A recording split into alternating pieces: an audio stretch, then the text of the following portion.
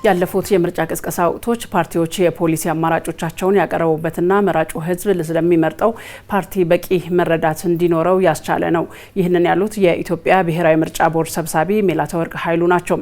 ሰብሳቢዋ ይህንን ያሉት እየተከናወነ በሚገኘው የ7ኛው ጠቅላላ ምርጫ የፖለቲካ ፓርቲዎችን ክርክር ማጠናቀቂያና የጥሞና ጊዜ ማብሰሪያ መርሃ ግብር ላይ ነው።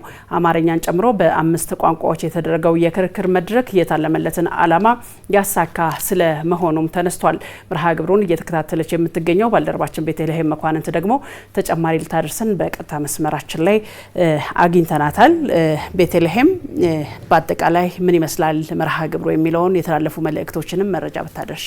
በድጋሚ አመሰግናለሁ አዳነች። እንደምን ሁላችኋል ተመልካቾቻችን። ቀደም ሲል እንዳነሳሁት እንግዲህ የኢትዮጵያ ምርጫ ቦርድ ካከናወናቸው በርከት ያሉ የምርጫ ሂደቶች ውስጥ አንደኛው የተለያዩ የፖለቲካ ፓርቲዎች የተሰናዳው የክርክር መድረክ አንደኛው ነው።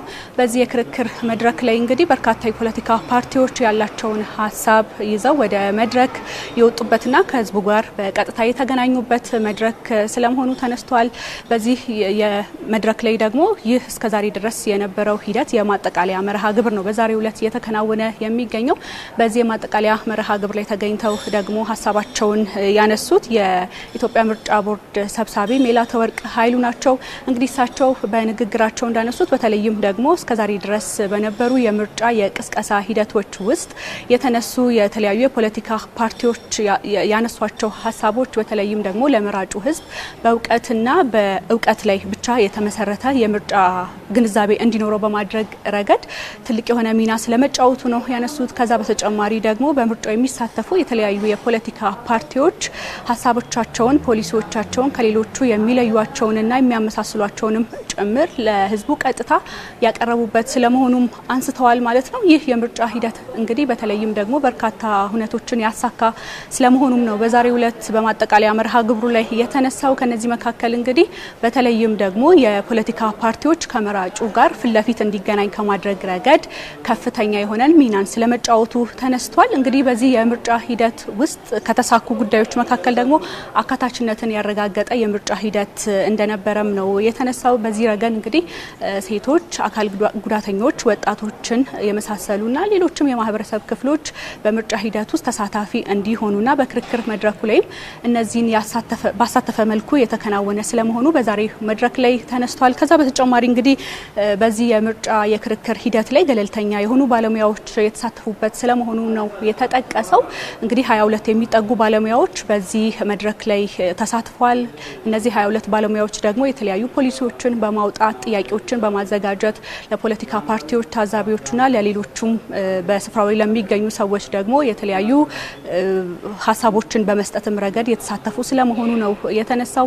እነዚህ ባለሙያዎች ደግሞ ከተለያዩ የመንግስት ሁነቶችና ከሌሎችም የፖለቲካ ፓርቲዎች ነፃ ወይም ገለልተኛ የሆኑ ባለሙያዎች ስለመሆናቸውም እንዲሁ በዛሬው መድረክ ላይ ተነስቷል ማለት ነው። በዚህ መድረክ ላይ የተሳተፉ የባለሙያዎች በዚህ ረገድ የተሳካላቸውም እንደሆነ ተጠቅሷል። ከዛ በተጨማሪ እንግዲህ የፖለቲካ ፓርቲዎች ፍትሐዊነትን የተመለከተው ጉዳይ ደግሞ አንደኛው ነው። እንግዲህ በዚህ የክርክር መድረክ ላይ 33 የሚጠጉ የፖለቲካ ፓርቲዎች ናቸው ተሳታፊ የሆኑት። በአጠቃላይ 42 የሚጠጉ የፖለቲካ ፓርቲዎች በምርጫው ይሳተፋሉ። ከነዚህ ውስጥ ደግሞ 33 የሚጠጉ የፖለቲካ ፓርቲዎች በዚህ የክርክር መድረክ ላይ ተሳታፊ ሆነዋል። እንግዲህ ለ42ቱም ጥሪ የተደረገላቸው እንደሆነም ነው የተነሳው። ከዛ ውስጥ ደግሞ ፈቃደኛ ሆኑ የተገኙት 33 የፖለቲካ ፓርቲዎች ተሳታፊ ስለመሆናቸው ነው የተገለጸው።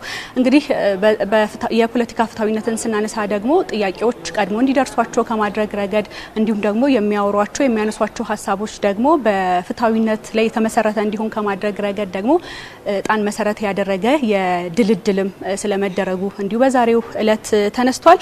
ያው የክልልና የመንግስት የስራ ቋንቋዎችን የተመለከተው ጉዳይ ነው። እንግዲህ እነዚህ የክርክር መድረኮች 19 የሚጠጉ የክርክር መድረኮች ናቸው የተካሄዱት። ከነዚህ የክርክር መድረኮች ውስጥ 14ቱ በፌዴራል ቋንቋ ማለትም በአማርኛ ቋንቋ የተደረጉ ሲሆኑ ቀሪው 5ቱ ደግሞ በ4 የተለያዩ የክልል ቋንቋዎች የተደረጉ ስለመሆናቸው ነው የተነሳው። እነዚህም ቋንቋዎች እንግዲህ የመጀመሪያው አፋን ኦሮሞ ነው፣ ሶማሊኛ፣ አፋርኛና በሲዳምኛ ቋንቋ እነዚህ የፖለቲካ ፓርቲዎች ሀሳቦቻቸውን ለህዝቡ ያቀረቡበት መድረክ የተመቻቸ ነው ማለት ነው።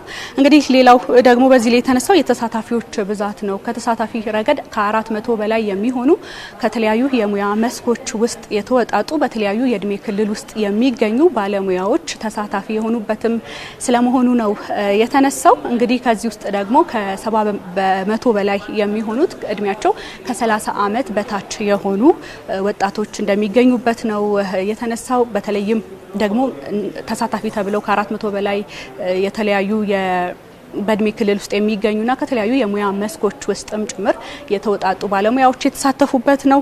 እንግዲህ ይህ በሰባት የግልና የመንግስት የተለያዩ የሚዲያ ተቋማት ላይ ነው ሲተላለፍ የነበረው ይህ የክርክር መድረክ ማለት ነው። ቀደም ሲል ባነሳዋቸው በተለያዩ 5 የአማርኛን ጨምሮ በ5 ቋንቋዎች 33 የፖለቲካ ፓርቲዎች በሰባት የመንግስትና የግል የሚዲያ ተቋማት ውስጥ በተለይም ደግሞ በእነዚህ የሚዲያ ተቋማት ላይ ፕራይም ታይም ብለን የምንጠራው ወይም ደግሞ ከምሽቱ 2 ሰዓት ተኩል ጀምሮ ባሉ ሰዓቶች ላይ እነዚህ የክርክር መድረኮች ሲካሄዱ መቆየታቸው ነው የተነሳው። በአጠቃላይ እነዚህ የክርክር መድረኮች በተለይም ደግሞ የፖለቲካ ፓርቲዎች ሀሳቦቻቸውን በነጻነት እንዲገልጹበት ያደረገ ከዛ በተጨማሪ ደግሞ መራጩ ሕዝብ በእውቀት ላይ የተመሰረተ ምርጫን ያካሂድ ዘንድም ሰፊ የሆነ እድልን የፈጠረ ስለመሆኑም ተነስቷል። እንግዲህ የዛሬው የማጠቃለያ መርሃ ግብር ላይ ነው። በዚህ ሂደት ውስጥ በሙሉ የተሳተፉ በርካታ ተቋማት አሉ። ከታዛቢ አካሎች ጨምሮ ምርጫ ቦርድ ውስጥ የሚሰሩ የተለያዩ ባለሙያዎች ከዛ በተጨማሪ ደግሞ የሚዲያ ባለሙያዎችም እንዲሁ ይጠቀሳሉ። ለነዚህ ባለሙያዎችም በዛሬው ዕለት የምስጋና መርሃ ግብር እንዲሁ ተካሂዷል ማለት ነው። በአጠቃላይ የነበረው የዛሬው መድረክ ሁነት ይህንን ይመስላል። አዳነች። መልካም ባልደረባችን ቤተልሔም መኳንንት በቀጥታ ገብተሽ ላደረስሽን መረጃ አመሰግናለሁ። መልካም ቀን ይሁንልሽ።